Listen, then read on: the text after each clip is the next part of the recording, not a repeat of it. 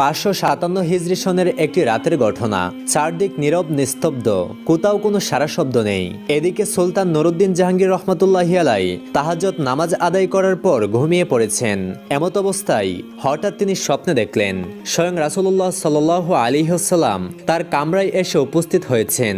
তিনি কোনো ভূমিকা ছাড়াই দুইজন নীল চক্ষু বিশিষ্ট লোকের দিকে ইঙ্গিত করে বললেন, হে নুরউদ্দিন মাহমুদ, এরা দুজন আমাকে খুবই বিরক্ত করছে। এই দুইজন থেকে তুমি আমাকে মুক্ত করো। এই ভয়াবহ স্বপ্ন দেখে নুরউদ্দিন জাহাঙ্গীর রহমতুল্লাহি আলাই অত্যন্ত ভীত সন্তুষ্ট হয়ে ঘুম থেকে জাগ্রত হলেন এবং বিমূঢ় হয়ে গোটা কক্ষে পায়চারি করতে লাগলেন। সাথে সাথে তার মাথায় বিভিন্ন প্রকার চিন্তা ঘুরপাক খেতে লাগলো। তার হৃদয়ে অনেক প্রশ্ন জন্ম নিল এবং হাজার রকমের প্রশ্ন তিনি ভাবতে লাগলেন। আল্লাহ রাসূল সাল্লাল্লাহু আলাইহি ওয়াসাল্লাম তো এখন কবরের জীবনে, তার সাথে অভিশপ্ত ইহুদিরা এমন কি ষড়যন্ত্র করতে পারে? কি হতে পারে তাদের চক্রে?